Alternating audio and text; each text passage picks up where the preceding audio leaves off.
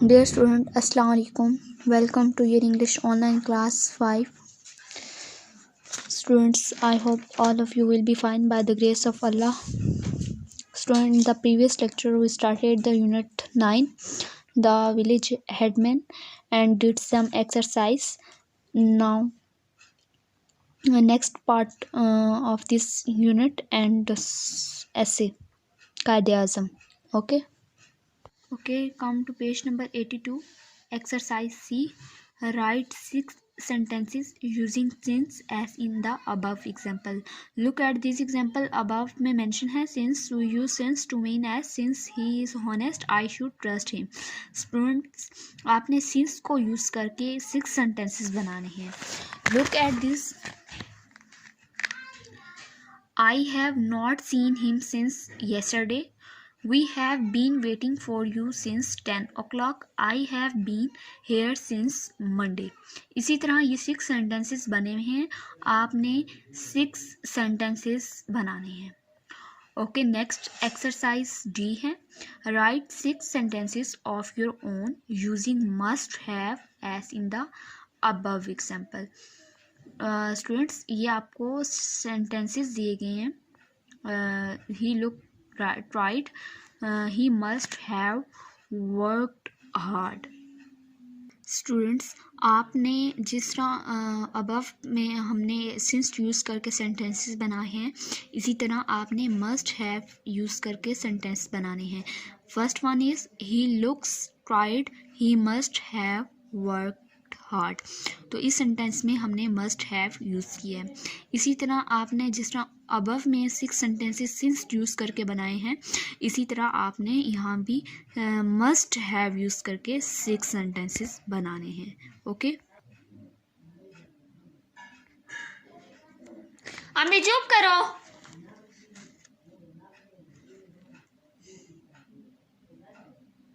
अम्मी चुप कर.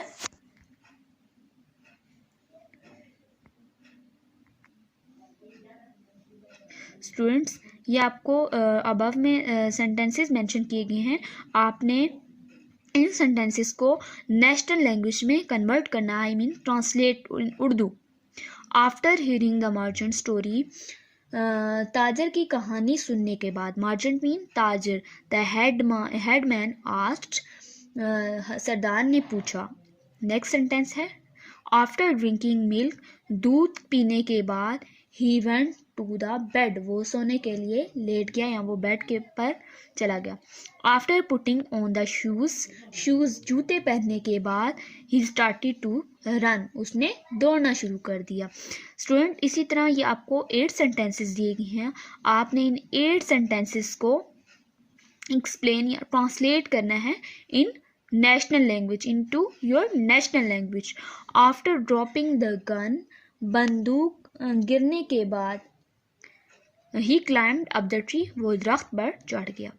आफ्टर डूइंग एक्सरसाइज, वर्जिश करने के बाद, ही टुक सम रेस्ट, उसने कुछ आराम किया. आफ्टर फ्राइंग ऑन एग, अंडा तलने के बाद, शी मेड सैंडविच, उसने सैंडविच बनाए.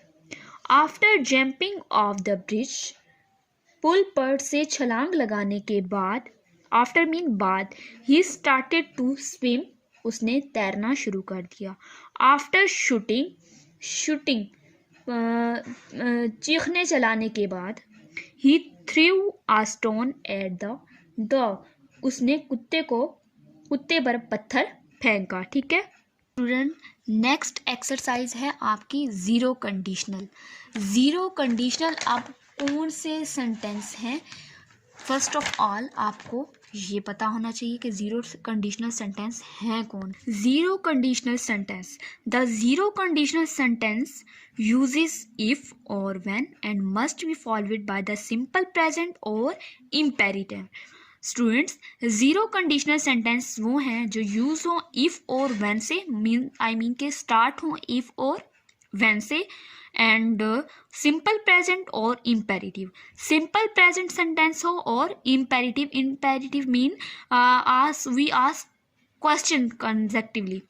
इम्पेरेटिव वो सेंटेंस है जिसमें क्वेश्चंस किए जाते हैं, और जीरो कंडीशनल सेंटेंस हैं वो ये सेंटेंस हैं, उन सेंटेंसेस को कहते हैं जो स्टार्ट हो इफ और व्हेन से, एंड सिंपल प्रेजेंट हो और इम्पेरेटिव हो। ओके, एक्सरसाइज स्टार्ट करते हैं। ये students look at this. Complete the sentences with the correct form of the verb in the box. ये आपको कुछ वर्ड दिए गए हैं, get, have, rain, help, do, have not, got, not, were, get. अब ये कंडीशनल जीरो कंडीशनल सेंटेंसेस दिए गए हैं स्टूडेंट, आप ये देख भी सकते हैं। First one is if, start कहाँ से है, इफ से, तो ये कौन सा सेंटेंस होगा, zero conditional. If you turn on a light bulb it dash hot, तो स्टूडेंट्स इसमें कौन सा ऑप्शन होगा, if you turn on a light bulb it dash hot, it gets, I mean gets, इसमें करेक्ट ऑप्शन कौन सा है, gets या get. If students do not wear the school uniform the teacher sends them home. Next, if Robert have not got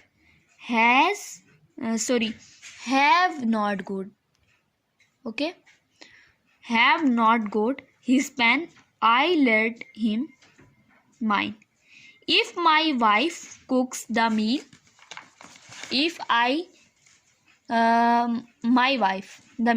I do the washing up. 5 जो sentence है ये देख लें। My parents do not give me pocket money if I do not dash them, if I do not help them.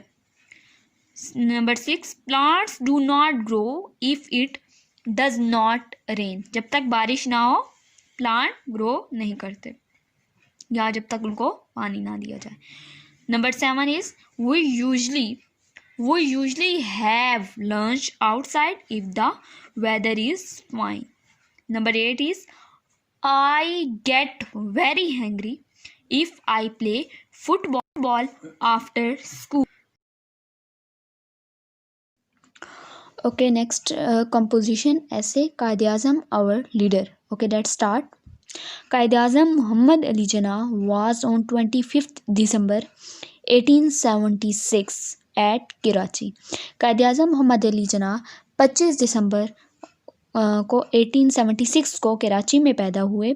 His father Poonja Jinnah was a rich merchant, इनके father जो थे वो पौंजा जिन्नाह थे और एक अमीर ताजर थे। मर्चेंट मीन ताजर। Quaid-e-Azam got his early education at Karachi. Quaid-e-Azam ने इब्तदाई तालीम अपनी कराची से हासिल की। दैन फिर ही वेंट इंग्लैंड, वो इंग्लैंड चले गए for higher studies of law, कानून की तालीम हासिल करने के लिए, आला तालीम हासिल करने के लिए इंग्लैंड चले गए। Quaid-e-Azam joined Indian National Congress, Quaid-e-Azam ने इंडियन नेशनल कांग्रेस ज्वाइन की for the independence of India, India की आज़ादी के लिए। इंडिपेंडेंस मीन आज़ादी।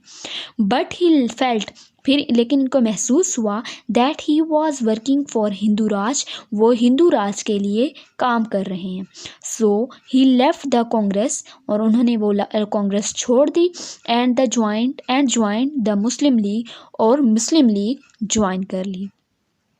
To fight for the right of the Muslim, और किस लिए वो मुस्लिम लीग ज्वाइन की, for the right of the Muslim. At last due to the sincere, आखिरकार वो मुखलिस एंड एंथुसियास्टिक मीन्स पुरजोश, सिंसियर मीन मुखलिस और पुरजोश एफर्ट्स कोशिशों से we got rid of the yoke mean जुआ of slavery and Pakistan came into being 14th August and 1947। आखिरकार उन्होंने मुखलिस और पुरजोर कोशिशों से ग़ुलामी के जुए को मतलब कि छोड़ दिया, नजात हासिल करके पाकिस्तान आज़ाद कर दिया। पाकिस्तान को 14 अगस्त 1947 को आज़ाद करवा दिया। ही डाइड ऑन 11 सितंबर 1948 और उनकी डेथ जब हुई थी वो 11 सितंबर 1948 को ही वॉज बरिड मीन दफनाना इन कराची, इनको कराची में दफनाया गया। He was one of the greatest leader of the world, ये दुनिया के एक अजीम रहनुमा हैं। May his soul live in peace, peace mean अमन। He is the father of our nation. He is the hero of the nation. Okay, students. Thank you. Allah Hafiz.